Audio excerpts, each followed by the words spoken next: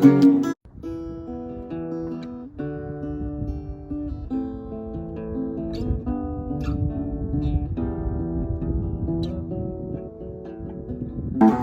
this is an ability that you don't have, to be able to stand on one foot blindfolded while having a conversation with somebody and still able to run all the way up and down all of your scales, then you haven't actually practiced enough.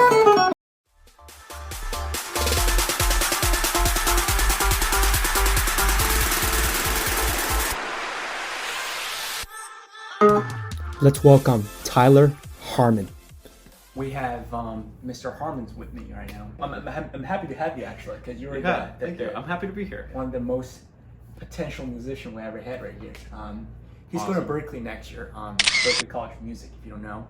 And he's a guitarist, vocalist, who plays good piano too, and who has a really good understanding of music. So, Mr. Harmon's, the first question I'm going to ask you is related to Berklee, which is why we're here, right? So, what are the most exciting thing you're actually anticipating about the fact you're going to Berklee this year? It's going to be the people that I'm going to be around next year. And the environment, like it's an environment that really fosters musicians and creativity and everything. Like last summer, a year ago, actually almost a year ago to date now, because it was in the middle of August, Berklee had this summer program called Guitar Sessions. In which it was this 5-day program where you go there and you go and you live in the dorms and you go to classes and you have roommates and you eat in the cafeteria. It's basically 5 days of going to college. It's not a program, which is. Exactly. It was 5 days of going to college at Berklee. And when I went there, I felt this intense feeling of welcoming. And I had never felt more at home anywhere else in my entire life in the past. And the reason that is because I was able to walk into any given room and be surrounded by hundreds or thousands of people who are just like me, in that they love music, they love songwriting, they love communicating in that way, they can talk about music theory all day. Like, you could just sit down and just start jamming with anybody and not even know what their name is, and just be able to instantly get together and play music together. That's about music. Exactly. And it goes that way with every single person who's there. Like, it's not just like, we went to a very small high school, and while we were there were a couple of other musicians, but the large majority of people weren't, that wasn't something that they were very interested in. Or even if they enjoyed music and they enjoyed listening to it, they didn't care about it in the same way that you or I did, or a handful of other people, in that it was like this really intense passion in their life. And so I couldn't just sit down with just some random person from school and start playing music with them. But at Berklee, you can do that with everybody there. It's like, when I went there, I finally found my tribe and my people. And so that's the thing. I couldn't imagine how excited I'm going to be on top of It's incredible. It's incredible. So that's what I'm most excited about. Environmental impact is what you really are talking about right here, right? Yeah, exactly. Those people surrounding you is all phenomenal musician. And it's not just the students, but the teachers too. For sure. The professor definitely has to be good, if you want to teach at Berklee. And all of the professors, they were, just like me now, or just like many of the other students. Actually, a lot of the professors also went to Berklee to study there as well too, and they come back later in life to go and teach, which is what I want to do eventually. Which can be your option. Yeah, that's my eventual end goal, is to start teaching there. But Great. I have a long way to go until I get there, but that's what I want to do eventually. That's so nice. I mean, I can imagine how exciting that's going to be. Think about it, right? Tons of musicians. It's incredible. It's just like a sea of people, and every one of them has such a brilliant mind. Just like you go to NBA, tons of athletes that you can play basketball with. Exactly. Connection that you can make. Or you can go to business school and be surrounded by so many other entrepreneurs. Have different ideas and action. The perseverances. And you can network with them, and get to create something and collaborate with them and everything. So this is about life, actually, because this is about every single thing that you can find the similar way as you can find in Berklee. It's not just about music. Yeah, it's about finding like-minded people. Exactly. And that's what I've found at Berklee. But not everybody would love that. There are some people who are super athletic, like you had mentioned, don't really care about music. They wouldn't feel that way about Berklee. They wouldn't feel anything remotely similar to the way that I feel. But in the exact same way, I could go to a basketball court or somewhere where a lot of athletes would gather, and I wouldn't feel very at home there either, because I'm not, that's not something that I would describe myself as incredibly passionate about. Exactly. Just find your love. That's what he meant right here. Yeah. Find what you really enjoy and feel like at home with, Yeah, and then find other people who enjoy that same thing that you do, and especially find a place where those people gather. And that's what I found in Berklee. A big part of your life, I presume, Huge, definitely. yeah. So let's step out of the question of Berklee right now and talking about music as a whole. So when do you realize that you want to stick with music as one of the most important things in your career like that? So it wasn't like an overnight thing where one day I wasn't, I didn't care about music at all and I wasn't passionate about it, and the next day I just woke up and suddenly it was more of a passion that slowly growed over time. Like I can think of like music, I've always been interested in it for as long as I can remember. I've always been like, drumming on my desk and whatnot, and always kind of doing that. And my dad always had guitars lying around the house. And then I remember when I was in like 6th grade, I wanted to start taking guitar lessons. Then I had like a really bad performance and kind of quit for like a year or two. And then I got into singing and I did that. And then singing brought me to bass guitar, which brought me back to actual guitar. And so I've kind of been playing like that ever since. But when I first started playing, I didn't love it nearly as much as I do now. It's one of those things that slowly grows and develops over time. But as for when I realized that I wanted it to be like a larger part of my career and part of something that I wanted to do in my life, one of the main times I realized that was over like COVID, and over the COVID lockdowns that we had and everything. Like I had a traumatic back accident where I broke my back, this whole kind of thing, and it made me rethink a lot of my life choices and my priorities and everything. And so one of the effects that it caused is that I had done a lot of research over that time. Like I broke my back like a couple of days before COVID happened, and so I had a lot of time in my bedroom to just think about my life, like months where it was just that, and I didn't leave the house. I didn't see sunlight for like 3 or 4 months, like literally. I think with one exception, when I went to get x-rays at the hospital, and then I went right back to my house anyways. So I had a lot of time to think during that. And so it was it was the most formative experience that I've had in my life so far. And one of the reasons why is that it allowed me to think about what I wanted to spend the rest of my life doing. There were a couple of options, a couple of things that I realized that I, reprioritized and became a major priority in my life. And that was to take good care of my health, to try and make people smile, and to play good music. And those are like the 3 things. And to make people smile and play good music kind of go hand in hand, I've started to realize as I've gotten more and more into it. But that's kind of when I realized that I wanted it to be a larger part of my life and a bigger thing that, I just want to pursue, professionally and as a career. And so there's another really good question, it's a 2-part question that this one guy, Jordan Peterson, asks people. He's like, pretend that time and money weren't an issue in your life. He was like, what would you spend all of your time doing? And for me, it would be those 3 things, right? But especially playing music, I love it. So I was like, okay, I would spend all of my time like just playing music and making people smile and making people laugh as much as I can. And so the next question, the follow-up question to that is, how can you fit as much of that into your life as possible? And that's kind of one of the keys to having a good life, is to try, to find the things that you love and to just fill your life with as much of it as you humanly can.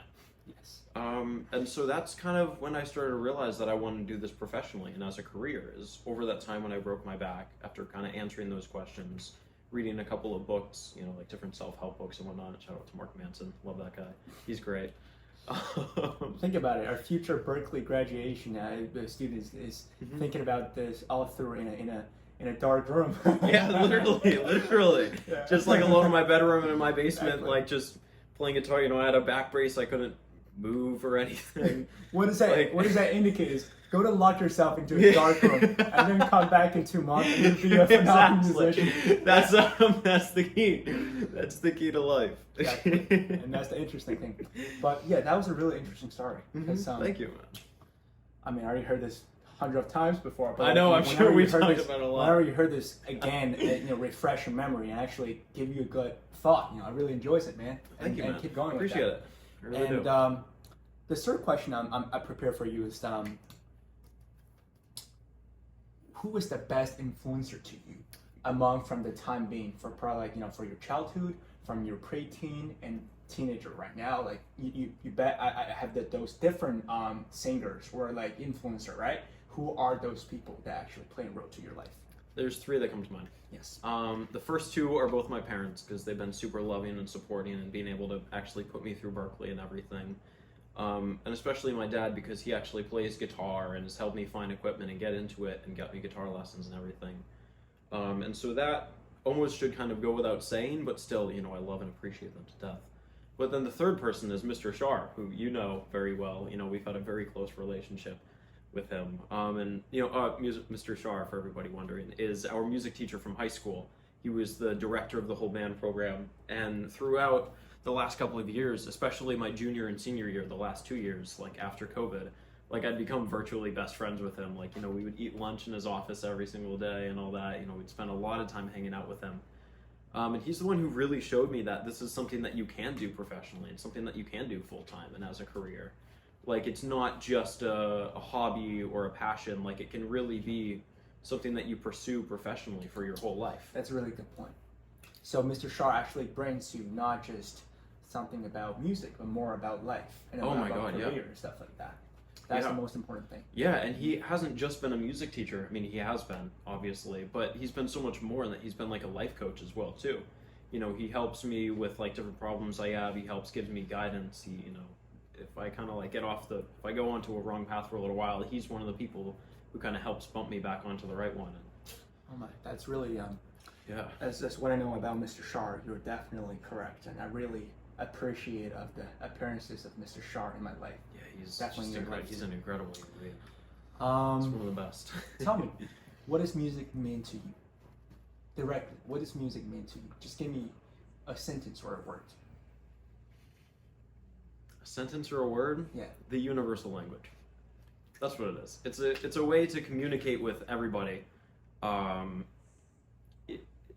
It's a way to communicate different thoughts and emotions that sometimes you can't put into words. You can express through music. And so in that way, everybody can relate to it too. Like one thing I'm fascinated by is like I see videos online and on Instagram and everything of people who are living in totally separate countries. They speak completely different languages. Their cultures are completely different, but they pick up a guitar and they would play it the exact same way that anybody else would. And so it's crazy that music is one of those things that can transcend borders. It transcends cultures. It transcends people, like ethnicities, religions, everything. Music, it's the universal language. It is. I definitely agree with you. Definitely. And music is, because people speak different languages, and music is that different languages. Music is a language. Everybody speaks. That can speak. Are able to connect with. And there's different dialects of it too. For sure, like that's what the different genres of exactly. music are. Exactly. That's what it actually is. Yeah, they're just different dialects of the same language. Oh my, such an important thing. Even to me, I really enjoy music too. I know. It's beautiful stuff. Yep. So we already asked you a lot about Berklee, childhood influencer, and so forth, right? Mm-hmm. So this is the essence of music and the question related to life. Tell me, what do you feel about, or how do you connect your music with your life? Ooh, okay. How do I connect my music with my life? Like, how do you showcase yourself through music? Like John Mayer played him, and B.B. King played him. Tomo Fujita played him. And you, how do you actually thinking about how to showcase yourself in music, and how do you do that? I would say, so one thing that's a big part of my life is songwriting. Yes. Not just playing other people's music, but actually writing songs and creating my own music. And the number one, there's no rules to songwriting, but the number one guideline is to write and to play about something that's true to you and events that are happening in your life. Interesting. So I guess that's a really big question, but one of the main ways is through my songwriting.